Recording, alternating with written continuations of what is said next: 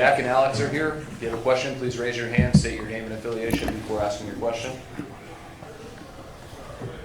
Ready? Yeah. All right. We're going to start front left. Ben Goetz, Las Vegas Street Journal. Jack, Bruce let slip the other day that you were the man behind the Elvis wig. Can you talk about the process of coming up with that idea and getting one in hand? Yeah, pretty easy process. Just Amazon, and yeah, I mean, I thought it was a cool thing. We talked about it between the guys at the beginning of the year, what our ideas were for having something for the team to give out post game, and Elvis is a pretty good representative of Vegas, and I don't know, I thought it just went well. It's always cool if you have something to wear, I think, and so I think it'll fit our group and where it started. Right side, second row. Jesse Granger with The Athletic for Alex. I remember against Edmonton, you guys kind of were a little more aggressive on the penalty kill, not quite sitting back as passively. I'm wondering, are there things you learned in that series that has led to the success you've had on the penalty kill now, and how much of it is continued on? Yeah, we weren't great in the start there against Winnipeg, but I thought we grabbed it near the end. I think we found a balance of when to be aggressive, when not to be. So credit to us on the ice, credit to the coaches who are putting a game plan together for us, right? So I think we've gotten better as the playoffs have gone on. I mean, Edmonton was a whole different, ball game, the way they played, the way their power play was. So we're able to adjust regarding who we're playing. I think we've had a good game plan here so far to start the series. Left side, third row. Steve Ryan, Associated Press. Alex, the blue line you guys had in St. Louis was also similarly big to you guys now. How valuable is that in terms of just being able to kind of handle the guys finishing checks on you and the punishment that builds up over 4 rounds of playoffs? Yeah, we've played some physical series. Every team is at this time of the year playing physical before check. I think, I always say, like you pointed out there in the forecheck, you're able to take the hits and you're able to withstand a little bit more physical play, usually on the forecheck from the other team. So credit to us as a group, we're able to handle that, but I think we skate well enough too where we can get out of that. So I think we've got a good balance back there of size and speed, and I think all 6 of us can move the puck, which suits how we want to play. Back left. Gary Lewis, Alex, what are you players saying to one another today? Not much. It's just we got to go about our business. Same thing we did last game. I mean, I think the biggest thing, at least for me, having been here already, is you try not to overthink it. Worry about the game. When we get there tonight, we got on the ice. We got our legs going, but you don't want to sit there all day and think about the game. You got to. There's always a balance of staying loose, but also being ready. So I think for us is we prepare the way we prepare every single game, and I said it to you guys before. We're really good at flipping the switch and getting ready for the next game. So today's no different. We had a good day yesterday. Get a chance to kind of regroup and look at some things technically today to kind of get our minds ready for tonight. Front left. Danny Webster, Las Vegas Sun. Jack, is it easier to just say that because it's a veteran group that it's been easy to flush a loss in the playoffs and come back and play a strong game, or is there anything to why you guys have been able to be so successful after a loss? I think our team's been good at it all season. We've been pretty good at bouncing back after losses and responding in the right way, and I think some of that has to do with some of the experience and veteran leadership in the team, but I think also just the character of the guys. I think that speaks the most about our ability to come back after losing games and have a good performance. And we're going to need one tonight. We know they're going to have their best, so we're going to have to match that intensity. I thought we did a good job in Game 3. A few bounces go the other way, and it could have been a different story. But that's the beauty of the game, and here we are preparing for Game 4. Take 3 more questions on the right side, second row. Tracy Myers, NHL.com. Jack, this is for you. When you watch you and Marchessault, the dynamic between the two of you, why does it work so well, and how long or short a time did it take for you guys to develop the chemistry that you have? I think it took some time. Marshy and I played together for spurts of the season last year, and even spurts of the year, to begin with this season. And for whatever reason, you're always changing line, and a lot happens during the course of a season in terms of injuries and guys coming up and down and lines changing and trying to find good combinations. But I think it was, I want to say maybe like after the bye week. I think that's when we started, developing better chemistry. And, it's like anything, the more you spend time with somebody on the ice and communicate and, they're able to kind of learn your tendencies and vice versa. I think with Marshy, he's so used to playing with Carl and Smitty, and they had an unbelievable chemistry. You can see it when they play together. Whereas I think I play a little different style, and he's such a great shooter. I think I try and pass first, I guess, and the addition of Barbs has been great. I think he does a lot of things that Marshy and I need him to do, and I think he complements the two of us well. So I think it's been working. Obviously, it doesn't work if you don't have a guy putting the puck in the net, and Marshy sure has been doing that. So it's a credit to him. Two more, back right.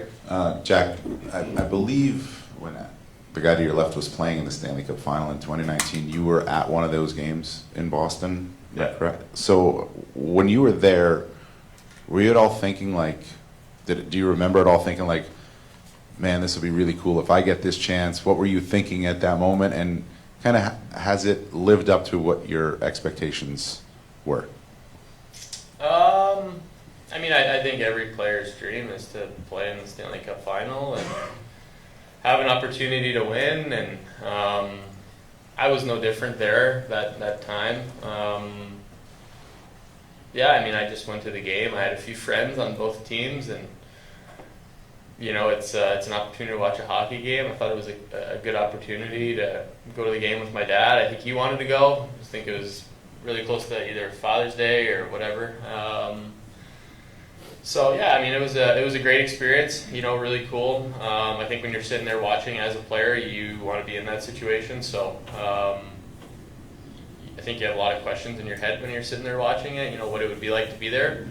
Now that I'm here, it's it's been an awesome experience throughout the whole playoffs.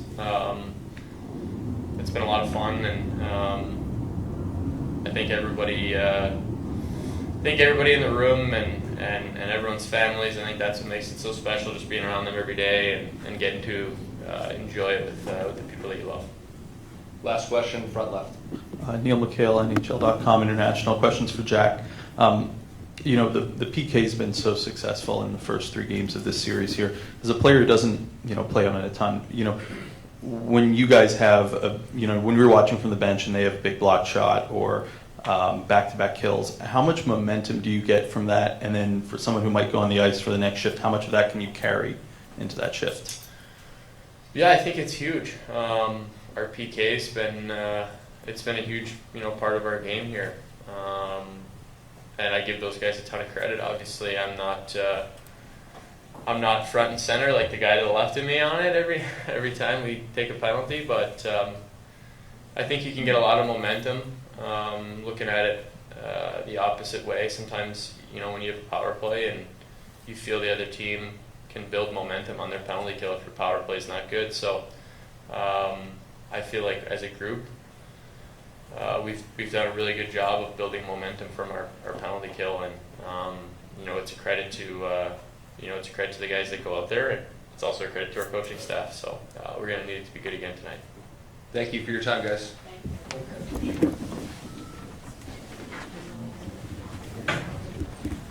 Thanks, guys. Vegas Golden Knights head coach Bruce Cassidy will be here shortly.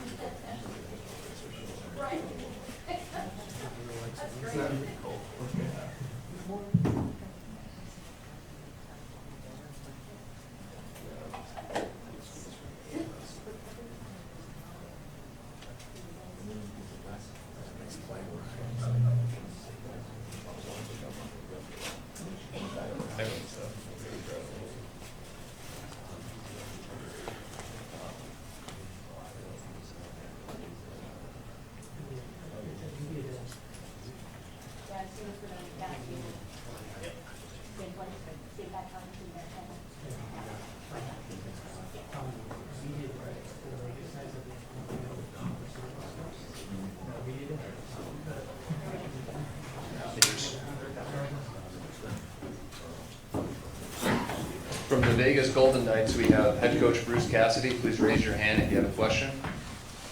We'll start front left. Ben Goetz, Las Vegas Free Journal. Bruce, you've talked a lot about between games you focus on the big picture. You let the players dream a little bit. I guess how important do you feel that is to kind of have them, realize what's at stake and not kind of dance around what you're fighting for?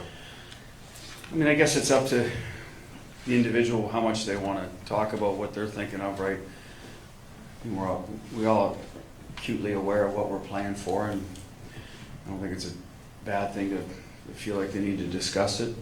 Openly or not, I mean, I've just made my feelings known that remember what we're doing this for. So on the days off, you got to relax a little bit, enjoy your downtime with your family at home and on the road with your teammates or whatever the case may be, and kind of mentally recharge. So that's part of it to me. And you do have some free time here, and sort of refocus on your big long-term goals, and then the next day it's back to the short-term goal mentality of details and what we got to do to get there. So that's how we've approached it. At least I have. I think the players have probably done a lot of the same. Front left. Danny Webster, Las Vegas Sun. Bruce, is it easy to just attribute how well this team has played coming off a loss to a veteran locker room, or is there something more to it in how they've been able to respond? It's probably both. I mean, it's a proud group, especially in the playoffs. You want a response. I think the staff has done a good job of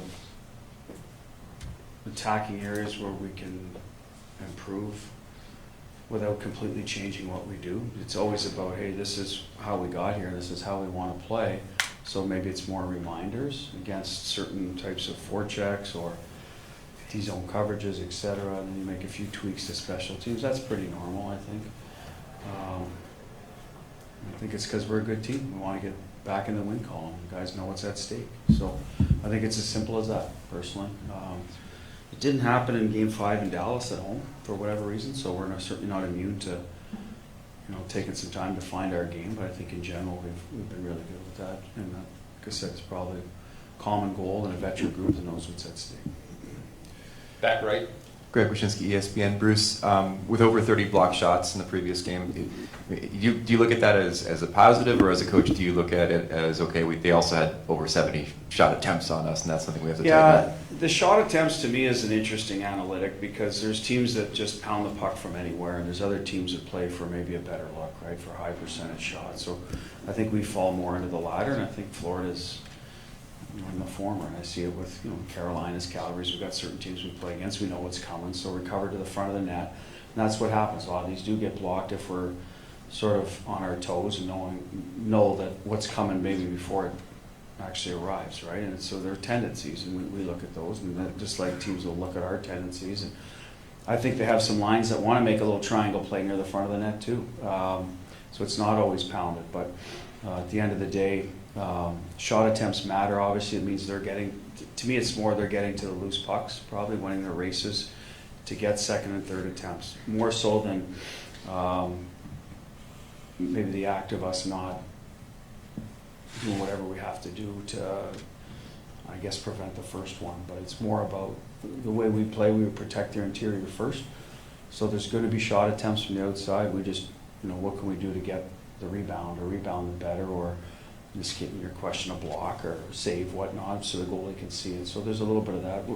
We would probably typically get out shot attempted. I would think our stats would dictate that. Hopefully not too much, but at the end of the day, because we want to have the puck, we want to be good in the face-off circle, and we want to be in attack mode. But how we attack is probably a little different than maybe Florida in that regard. So the 30 shot blocks are good, but I would have to go into detail to see exactly why. How many were on the PK versus 5-on-5, because don't forget we did kill 5, and both teams had a lot to kill, so the shot blocks go up, I think, in those situations. So there's a little bit more that goes into it, just a number, I think. Back left. Hey Bruce, Gary Lawless. After Game 5, it's a different situation because I don't think you liked your Game 5 in that series, and you did like your Game 3 in this one, but you had a pointed message prior to Game 6. You said, let's get serious and let's play hard, or be hard. Do you have a message like that today, and can you share it? It was a bigger message than that after Game 5. That was kind of where we needed to be better in the details, but we talked a little more of the big picture the day before, what we're here for and what do we want to be known as Vegas Golden Knights, because they'd been to the conference final a couple times and couldn't quite get over the hump. So there's a little bit of that discussion, right? What's it going to take? And that's where the harder comes into it.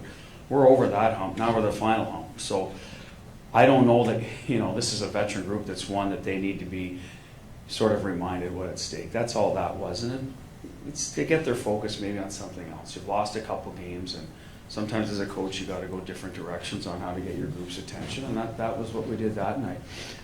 The message, today is a little bit about, there's a lot of the same that we did well, but the harder message, they scored a 6-on-5 goal because they outnumbered us at the net, so that's an area we have to continue to harp on with our group. Pucks are, to your question, pucks are coming there, so we got to make sure. So that'll be the detail we're working on today. And offensively, hanging around, getting in front of their goaltender a little better. He saw a lot of our chances and made good saves. So that's our messaging. I'm not sure if that answered your question. But at the end of the day, I think we're in a different situation than, after Dallas. We didn't hate our Game 5, to be honest with you. It was 2-2 with 10 minutes to go, but they were pushing us more than we were pushing them. That's the part we didn't like. So Game 3 yesterday, I thought we did a lot of the pushing. We just didn't finish some plays to extend the lead. So that'll be our goal tonight. Keep being the team that's on their toes and pushing, and if we do a little better job finishing to get a lead and extend the lead. Take 3 more questions, right side, second row. Jesse Granger with The Athletic. We've talked a lot about how good the defense has played in these playoffs. What's impressed you most about John Stevens and the work he's done with the blue line? His details to what we talk about as a staff. He's very good at, when we sit down or I sit down with John, here's what I'm seeing, what do you see, and then translating that to the players. Okay, it's a very, very same message. His work ethic, he's always in there. He'll do it with pairs, he'll do it with a group of 6, whatever's necessary, PK guys that are killing. So he always has his computer out ready to revisit the things we've talked about. So very detail-oriented guy. Outstanding work ethic, and he's got good knowledge of the opposition. He's a guy that loves the game. He studies the game, and he's able to get that message through to the players. There's a lot of guys that know the game well, but how does that translate in your messaging and teaching to the players? And I think there's background in him. He's got 2 boys that play, so he's done a lot of that. So he understands the dynamic of speaking, to someone younger and how to translate. 2 more, right side, third row. Sean Shapiro with EP Ringside. Bruce, you've coached against Pietrangelo on this stage before, and you've prepped for him, but I'm curious how coaching him. Is there anything about his game that surprised you, or anything that you maybe didn't expect now that you have him as a player on your team? When I first came up against Petro from that series and being in the East, I thought he was more of a, I don't know what the word, I was asked this before. I find he's much more of a 200-foot player than I would have given him credit for. By that means shot blocking, penalty kill, last minute of periods, last on the ice for 6-on-5. I thought he was more tilted towards the offensive side of things, and they used other guys, maybe Pietrangelo then, but that's not the case. He plays in all situations. Great at penalty kill clears, so more of a complete player than I would have. Probably would have thought at first. Not that I didn't think he was a great player, but just some of the little things he does on the defensive side of things have impressed me a lot. Last question, back left. Coach Antti Mäkinen, Viaplay Finland. You talked about those small details you expect from your own team today at the Game 4, but what are you expecting to see from the Panthers side? Because they played a bit smarter game in the Game 3. What are your expectations tonight against, what do you want to see, what do you expect to see from the Panthers? Yeah, I don't want to get too much into detail about their game because they know it better than I do. I expect they'll be like the first period. They'll try to be on top of us, pressure us into mistakes in the forecheck. I thought we didn't execute as well as we should have in the first period. Some of that could have been travel, their home, there's different things that go into it. So I'm expecting our team to pick up more where we left off from the second period on than the first. So I would hope they'd probably want to replicate the recipe they had in the first period. So that's pressure. Their D is up, forcing to make plays under duress, reloading hard. I think the game was less physical in general than the first two.